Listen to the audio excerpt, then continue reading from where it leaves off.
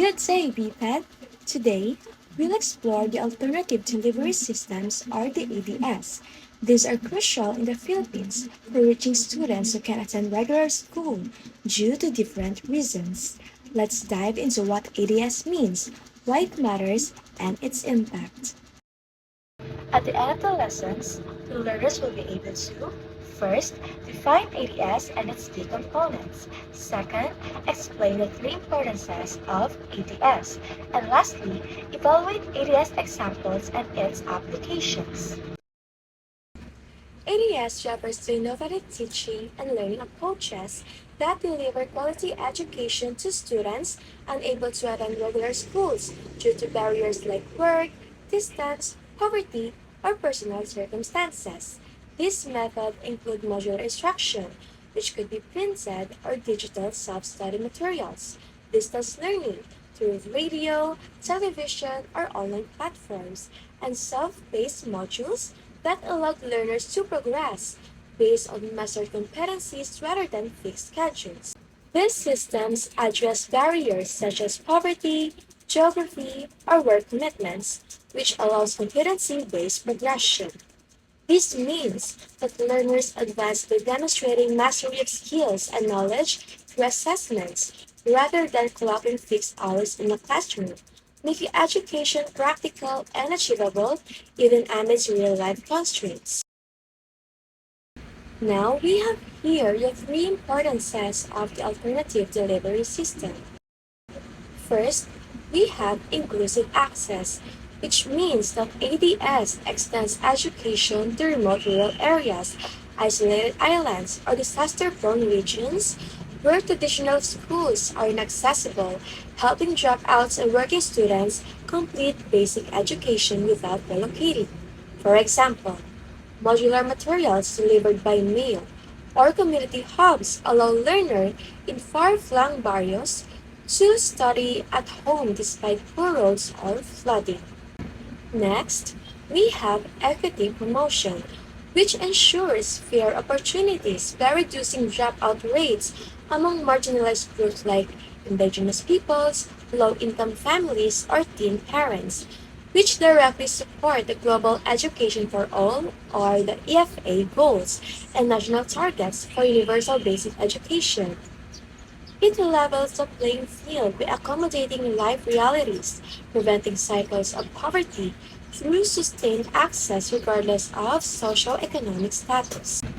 And lastly, we have the skill development, in which it fosters self-discipline, time management, and independent learning, which are the essential life skills for employment or higher studies, through self-paced modules that emphasize practical competencies over rote attendance.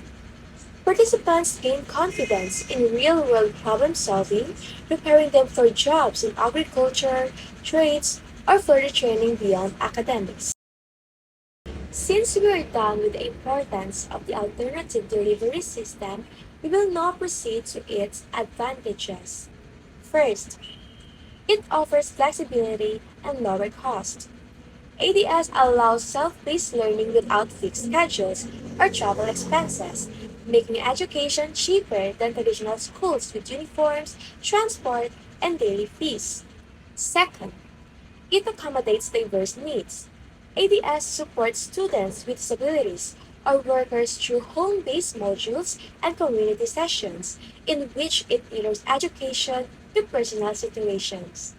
And lastly, ADS enhances remote access. Modules and technologies like radio and television reach isolated areas, boosting completion rates for rural or island learners who can't attend regular classes. Hello, I am Kurtson Lapatin, and I will be discussing the disadvantages of alternative delivery system. First, limited direct teacher interaction can reduce motivation or immediate feedback. So we all know face-to-face classes provides teachers the chance to give immediate feedback to their students since they are face-to-face or together in the classroom. Also, teachers are able to motivate their students since it is easier to grab their attention as well as they are together again in one classroom. Second is it relies on self-discipline, which may challenge young learners without support. So learners that are being independent or are left alone by their parents have a hard time in disciplining themselves. This is because their parents are the ones that teaches them or tells them to do their homework, their activities, or to study themselves. And last, of course, is the resource constraints like module distribution in remote areas can hinder implementation. So we all know resources are important in the Department of Education, but right now resources are scarce in the Philippines. As well as in remote areas, it is hard to distribute these modules to students since some of them lives kilometers away from their schools. Now, let's proceed to the examples of the ADS. First is the Open High School Program or OHSP. Next is the Modified In-School Off-School Approach or the MISOSA or the MISOSA. Next is the Enhanced Instructional Management by Parents, Community, and Teachers or the E-Impact. Next examples are the Night School, the Rural Farm Schools, the Mobile Workers and Study Program or the MWSP. First example of the alternative delivery system is the Open High School Program or the OHSP. So this is for the secondary level students. So OHSP uses modular instruction, distance learning, and computer-aided methods for secondary students like working teens or parents. It allows self-paced completion over 20 plus years of operation. So we all know this is already established for a long time since it is already working for 20 plus years. It uses modular instruction, distance learning, and computer-aided methods so that students may complete their works on their own pace, since some of them might be already parents or some of them are working as of the moment as these activities are being given to them. The next example of an alternative delivery system is the Modified In-School Off-School Approach or the MISOSA. So MISOSA splits large grade levels such as grades 4 to 6 into two groups. So one group stays in school with teachers and the other learns off-site with community volunteers. It reduces overcrowding in congested areas. So in the Philippines, overcrowding in classrooms is pretty much common. So what they do is when splitting these two groups, one group is taught inside the classroom by the teachers. The teachers teach us the structured lessons, while outside, volunteers teach us the students meaningful as well as authentic learning activities, but are still aligned with what is being taught inside the classroom. So this ensures that all students are given the opportunity to learn despite not being inside the classroom, or being inside the classroom, not experiencing the authentic world, will get the chance as well. The next example of an alternative delivery system is the Enhanced Instructional Management by Parents, Community, and Teachers or the E-Impact. So parents and community members assist teachers in delivering modules to marginalized elementary learners. It builds local support for flexible and home-based learning. So in this case, students or learners from marginalized communities or those who experience discrimination and poverty and other stuff that might hinder their chances in learning or studying are given a chance. So the parents and community members helps the teachers. Not only the teachers does all of the work in delivering these modules. So it helps or it fosters flexible learning for those individuals or learners as well as home-based learning for these learners. So for the last slide are the other examples of an alternative delivery system. So first is the night school.